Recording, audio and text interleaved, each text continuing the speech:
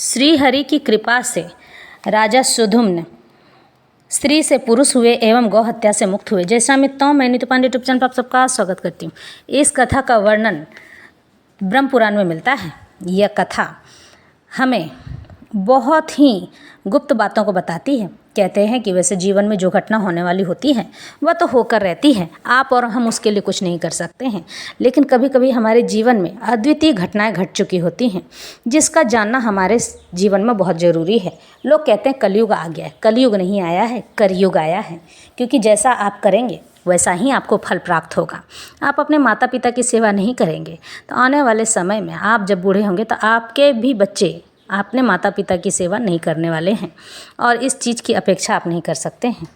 जीवन हमें बहुत कुछ सिखा जाता है, या तो कुछ सिखा जाता है या फिर हमें सीखने पर मजबूर कर जाता है। प्रकृति कहती है कि या तो तुम सरलता से सीख जाओ, नहीं तो मुझे मजबूर होकर तुम्हें सिखाना होगा, और जब मैं सिखाऊंगा तो तुम्हें बहुत पछताना पड़ेगा। रोने के बाद हंसना होता है। इसीलिए कहते हैं ना कि सोने को भी जब पीटा जाता है तो वह खरा हो जाता है और जेवर बन जाता है। इसीलिए मनुष्य को बहुत दुख मिलते हैं ताकि वह एकदम खरा हो जाए। इस प्रकार से आज की कथा आरंभ करते हैं। हमारे प्रथम मनुष्य मनु के पुत्र सुधुम्न हुए। एक बार की बात है, महाराज मनु ने संतानहीन होने के कारण वशिष्ठ जी से कहकर मित्रावरुण नामक यज्ञ करवाया, जो सभी मनोरथों को पूर्ण करने वाला, यानी सभी मनोकामनाओं को पूर्ण करने वाला माना गया है।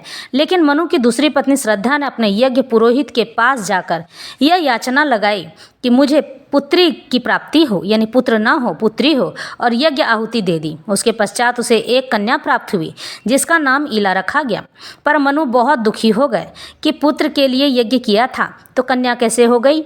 यह बात महाराज मनु ने वशिष्ठ जी से कही कि आप लोग तो इतने बड़े प्राकट्य विद्वान पंडित हैं, फिर यह गलती कैसे हो गई। और महाराज मनु ने संकल्प लिया कि मैं अपने इसी पुत्री को पुत्र में परिवर्तित कर अपनी साधना से कर दूंगा। इधर वशिष्ठ मुनि ने यज्ञ की गलती का कारण पता लगाया तो पता चला कि मनु पत्नी ने पुत्री की मांग की थी, इसलिए ऐसा हुआ है। फिर मनु ने भगवान श्री हरि विष्णु की आराधना की और भगवान विष्णु ने ईला को स्त्री से पुरुष बनने का वरदान दे दिया, जो कि सुधुम्न कहलाए।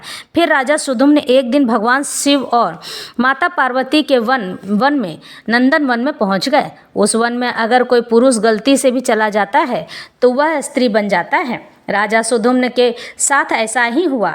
वहीं भगवान शिव एवं माता पार्वती वन विहार कर रहे थे और उन्होंने सब देख लिया। तब राजा सुधुम्न ने जब अपने आप को एवं सैनिकों को और अपने घोड़ों को देखा तो स्त्री तत्व में सब बदल गए थे।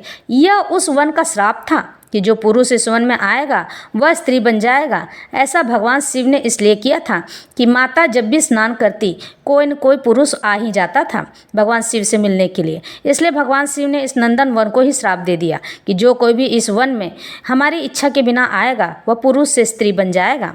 इस तरह से भगवान शिव ने अपने ही वन को श्राप दे रखा था और वहाँ जाकर इसका शिकार महाराज सुधुम्न भी हो गए।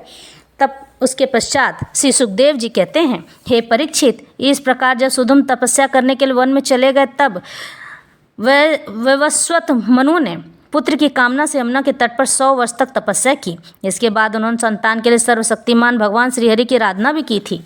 तब जाकर उन्हें सुधुम्न प्राप्त हुए थे। यद्यपि त्रिशग्न ने जानबूझकर अपराध नहीं किया। उन मनुपुत्रों में एक का नाम था त्रिशग्न। गुरु वशिष्ठ जी ने उसे गायों की रक्षा में नियुक्त कर रखा था, अतः वह रात्रि के समय बड़ी सावधानी से वीरासन से बैठा रहता और गायों की रक्षा करता था। एक दिन की बात है, रात्रि में वर्षा हो रही थी। उस समय गायों के झुंड में एक बाघ घुस आया। उससे डरकर सोई हुई गौएं उठ खड़ी हुई और चिंघाड़ने लगी। वे गौशाला में ही इधर उधर भागने लगी। बलवान बाघ ने एक गाय को पकड़ लिया।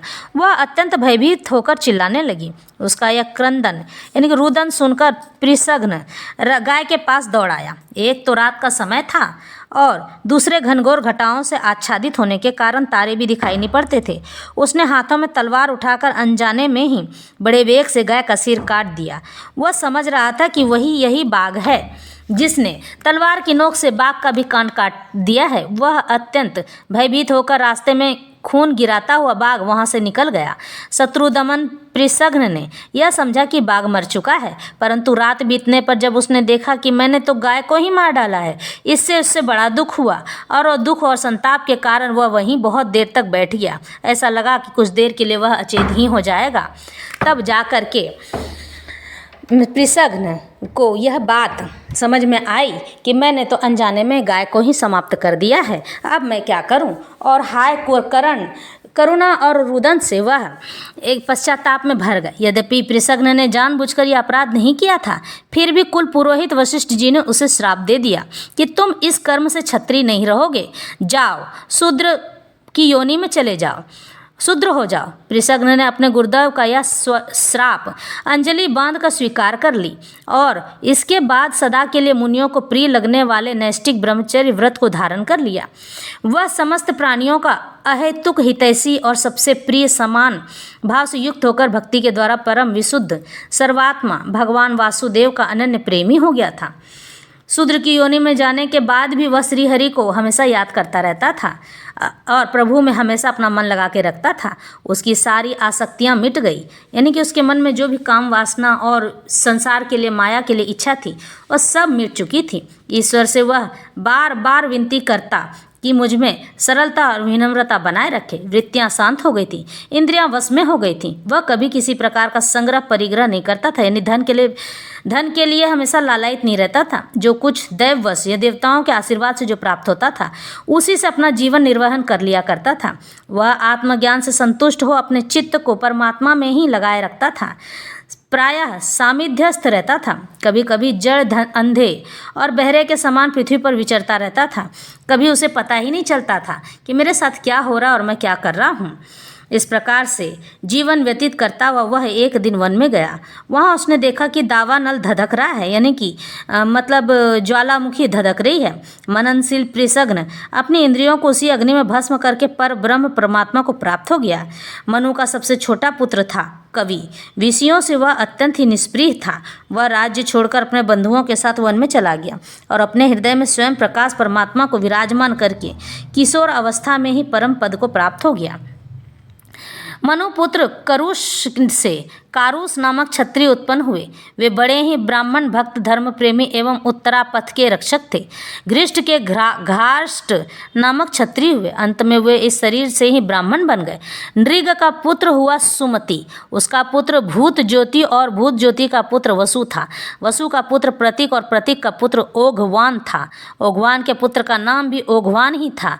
उनके एक ओघवती नाम की कन्या भी हुई, जिसका विवाह सुदर्शन चक्र जो भगवान के हाथ में है उन्हीं सुदर्शन से हुआ था। मनुपुत्र नरिष्यंत से चित्रसेन, उससे ऋक्ष से मीढवान। इस तरह से बहुत सारे उनके पुत्र हुए और उनके पुत्रों के भी बहुत सारे नाम हुए। देवदत्त के अग्निवेश नामक पुत्र हुए जो स्वयं अग्निदेव ही थे।